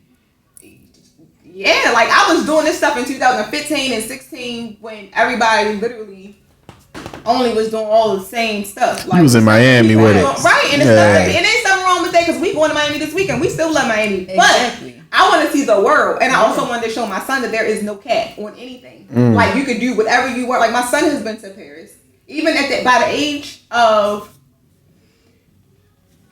10, he had already been to like 12 countries.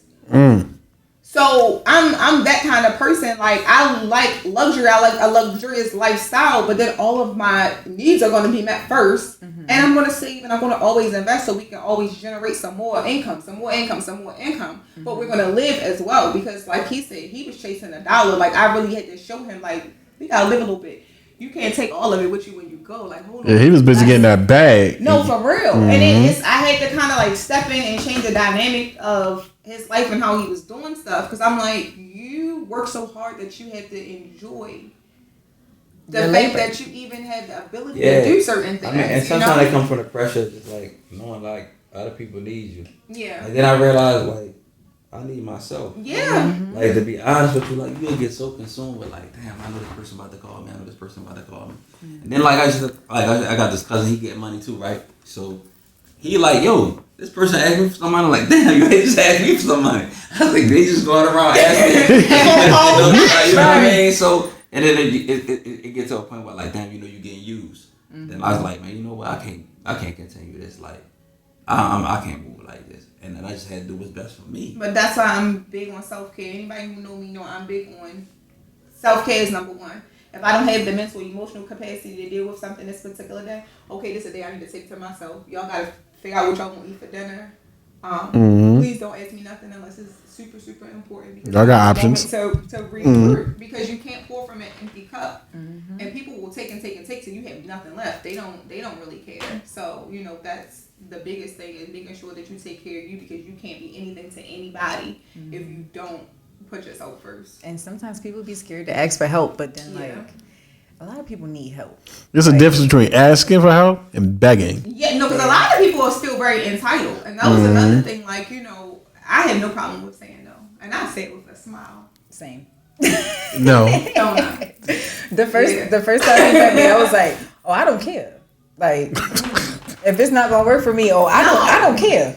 No, I don't you can't care. keep sacrificing yourself for Right. other people's benefit. And I'm big on. I'm sorry, I can't help you with that at the moment.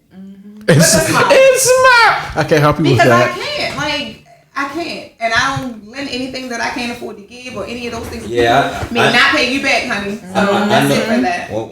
When we get married, I can't wait to tell people, man, you gonna have to ask my wife. Like, that's a different. That's my wife. She handled the finance. I'm sorry, we can't do that right now. Did that take a lot for you to give up? You said something very particular, to let your woman handle the money. Honestly, I'm probably gonna handle the finances. Is you cool with that? It don't matter. We're a team anyway. So Right. That was a big. That was a I big mean, The answer. bottom line is, when somebody wants something, Yeah, he gonna be like, but ultimately, like, because I'm gonna be like, no. ultimately, like when you make a decision, sometimes like you gotta. But even now, you gotta consult your partner, let them know what's going on. Like sometimes, like people just sporadically move. You know what I'm saying? Next door tension in the house. You know what I'm saying? Conversations. Yeah, it gotta be like you gotta have that conversation. You get what I'm saying? Because you won't even realize like you getting used sometimes. Like you didn't went through this. It could be family. It could be a mother. It could be brother. You know what I'm saying? Like people are taking advantage of a situation because they just know it's there. Yeah. You feel me? Like it's like, damn, hold up. You just like I've done it where I done gave her something, then I done did it again, and then I did it again, and she like, hold up, you just did this like 3 times. What are you doing? And I had to realize, like, damn, I really did just do this. Yeah, because you enable people. You enable people. If they feel like they can come to you every time they need something, they're going to keep coming to you. Because every time you're they the need well. something. And they're not going to figure out a solution because they feel like whenever they're in a bind, you're going to pull them out. And no. My thing is, like for instance, if somebody comes to you and they're like, can you pay my car payment because my car about to be repossessed? Well, what are you about to do differently? What are you going to do differently that you're going to have the money for next month? Yeah. Because if you don't have a solution, we're not helping you. That makes no sense. Yeah, absolutely not. And honestly, I ain't gonna lie, that's how my mom is. And that makes harder heads. Because I had to ask my mom to climb me out of some stuff, and she would say the same thing, like, what you gonna do next time? What you gonna do different? You can't come to me again with that same problem. Don't come to me again. You have to have a solution. And a lot of people don't have a solution, and that's a no for me. Unless, like, it's something in my heart that really feels like I just need to freely give, because I give a lot. And I'm not one of those people who have to, like, brag about it or talk about it. Like, a lot of people record a lot of stuff, but I feel like certain things are personal. I mean, there are times where, like, somebody was behind me in the market and we're having a conversation, and they could have been talking about with the one lady, and she was so sweet. And it's crazy because it came back full circle. But I met a lady in the market. She was frustrated with technology in her day because she's older, but we deal with COVID, so now she's working from home. Computer's not her friend. She's frustrated, but we in the market preparing for a storm that ain't even come. But she was getting all this stuff. I ended up paying for her stuff just because I knew she was having a rough day. But I had given her a business card and stuff as well. But before that, because we were talking about the fact I had a business, her goddaughter reached out to me like almost a month later. And people like be weird, so I just see what's your cash app, and I'm like, who the heck?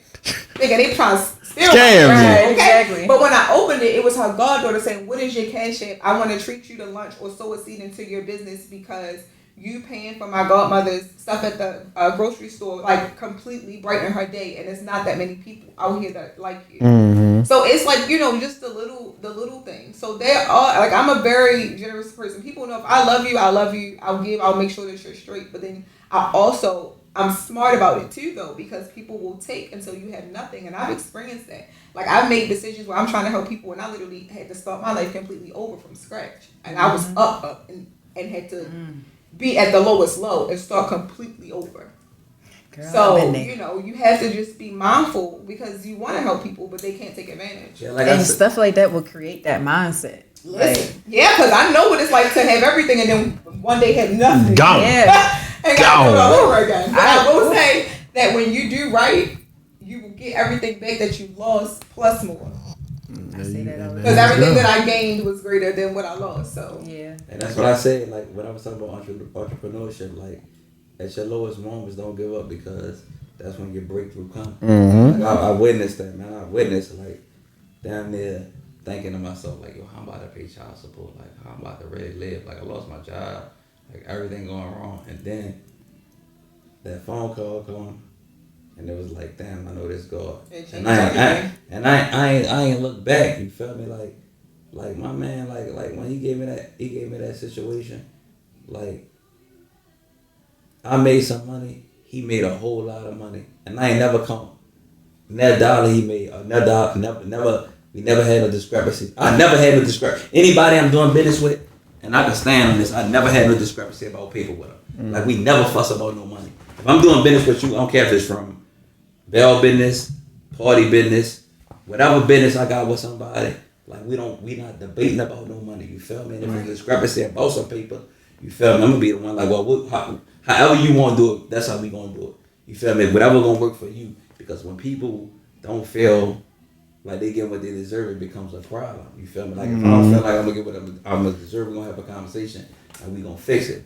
But I'm never gonna let money determine the outcome of our relationship. And a lot of people worry about what somebody else got going on. I could never worry about how much money this person had made. Or I done had people say, well, when you was working, wasn't working for yourself, he was getting over. So this person was getting over. I was like, no, they wasn't.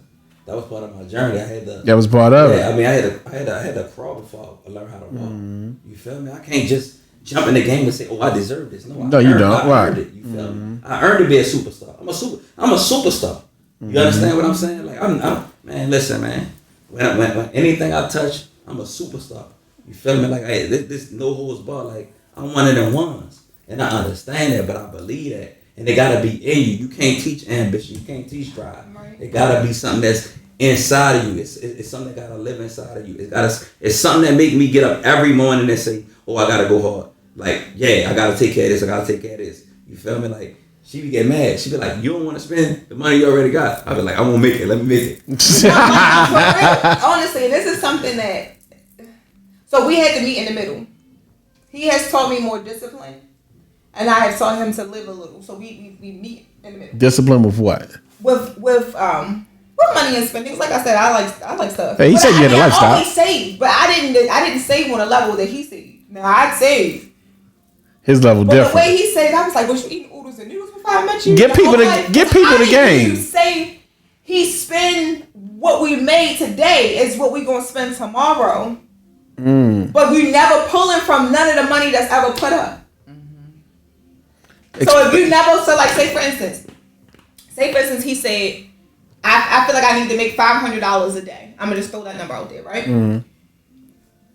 $250 we can spend tomorrow. $250 is going into savings, and you're never pulling from that savings. You're putting up a certain amount of money every single day, but you're never pulling from it. And any bills you pay, any dates we go on, anything that's being bought is coming from the other half of the money that's made today, tomorrow, or whatever, but you're never pulling from any of the money that you're setting aside every single day. It's literally days that I go to work knowing that we got this plan. I won't make this today because I know I'm going to do this. Like today, for instance, I know we about to go on a trip. So I know I had to purchase clothes. Now, I got a good deal on some clothes today, so I wasn't really tripping. Yeah. You know what I mean? But I actually knew, like, even when we going out of town, like, I already got stuff in position for to make money while I'm gone. You understand? So I don't have to be focused on trying to work or think about work while I'm on vacation. But I got stuff already. Because most people go on vacation and they're taking money from out of their bank account to go on vacation. The money that we spend on vacation has already been made to be set aside out of the money that we say and we're living off of, but it does not come from the money that's supposed to be saved. Well, listen, y'all got a good damn good savings plan that y'all got going on. And it makes sense because at no point are we going to ever be like in a bind where we're scrambling trying to figure out what we're going to do. And that's why I said you always got to act like you don't have no money as far as when you're trying to make money. That's why I always have so many different things going on, because I want it to be like my business don't even exist. And that's why, like, I know I had to be honest with myself. Like, I'm not going to be able to run like this forever. No. You know what I'm saying? I'm not always going to be able to do events at 50. Right. You understand? I'm not always going to be able to rip and run up and down Baltimore streets. And it won't even be safe once I get to a certain age for me to do that. So that's why I'm understanding the importance of saying I need to get in real estate, because that don't got no age limit on it. And just invested in multiple things. Yeah, you know what I'm saying? So you got to be smart. Like, you can't, when you have success doesn't always last long in those areas of business. Like, I watched the bail bond business go from to what the fuck just happened. You know what I'm saying? with COVID and bail reform, like the stuff that Jay-Z and Meek Mills is doing. And actually, you know, I never ever wanted to get rich off of somebody's downfall. Like I said, I never chose the business chose me. And I always did the business to provide a service and help people. So everything was always about helping people. So I'm not against bail reform, because if a person gets locked up and they can't afford bail, then they should be released, depending on the severity of your crime. Out here doing it, how long they doing it.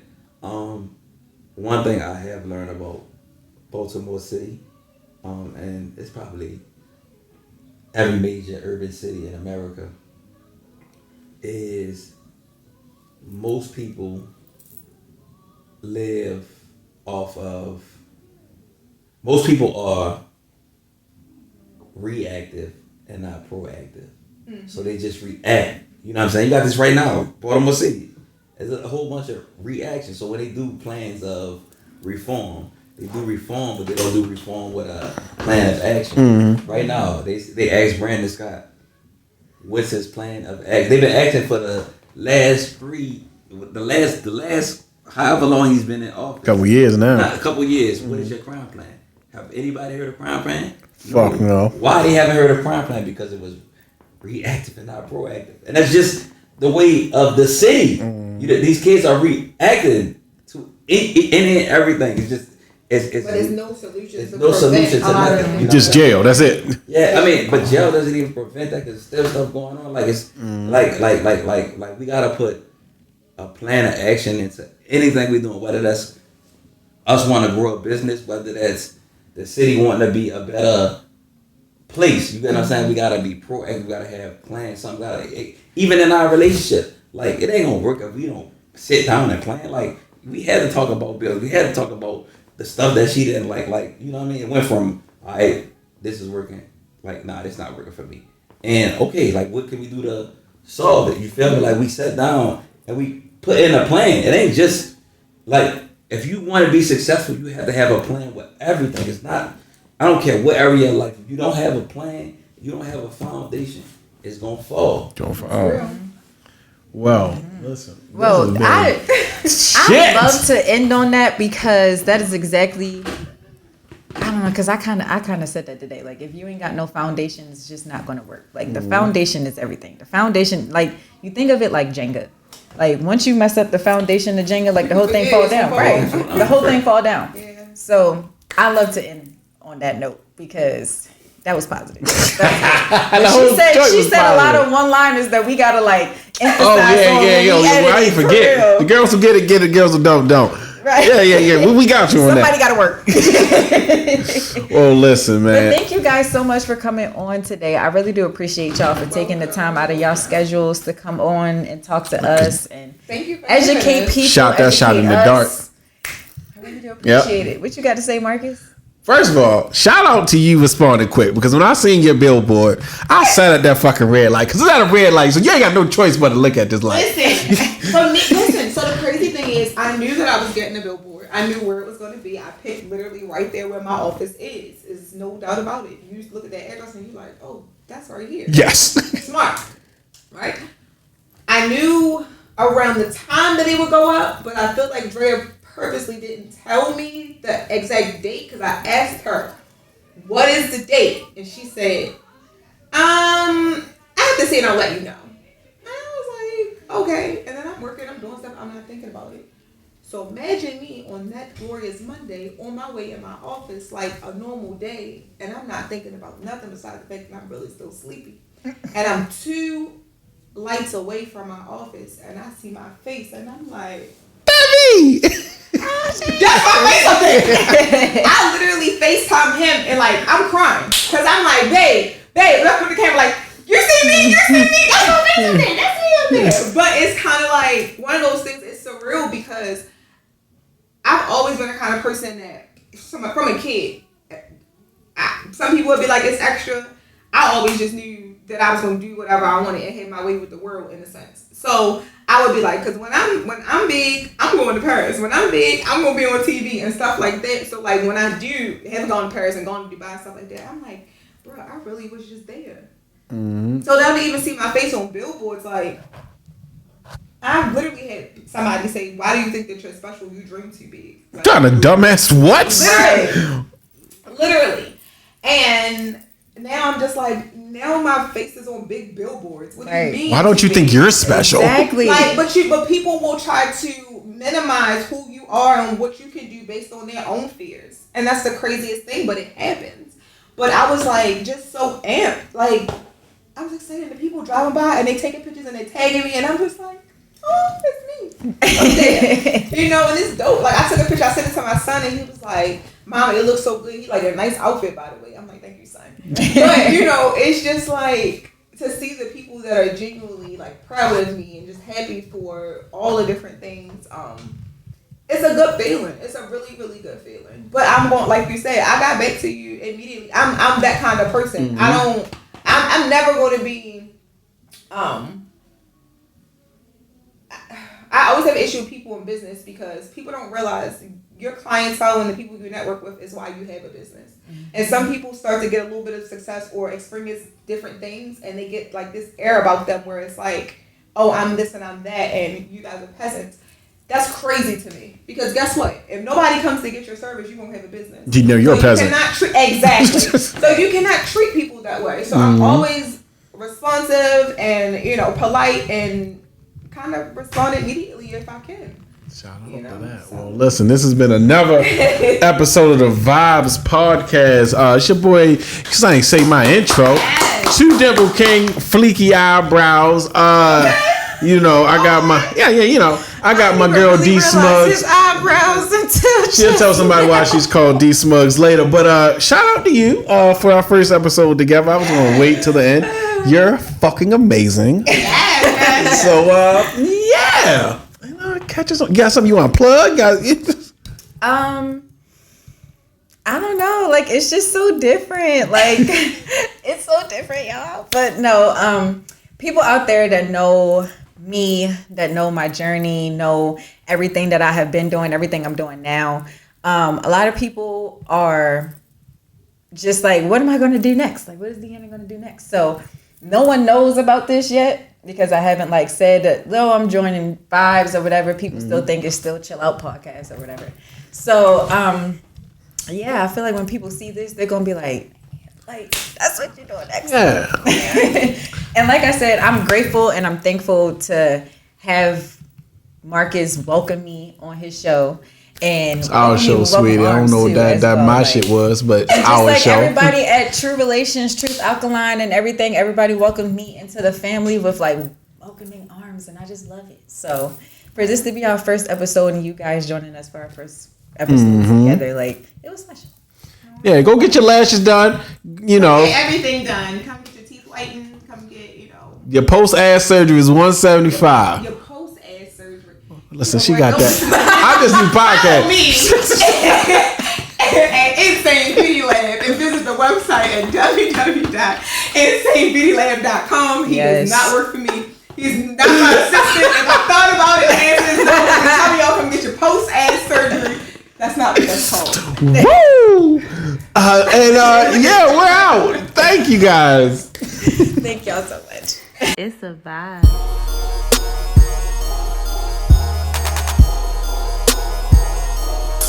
It's a vibe.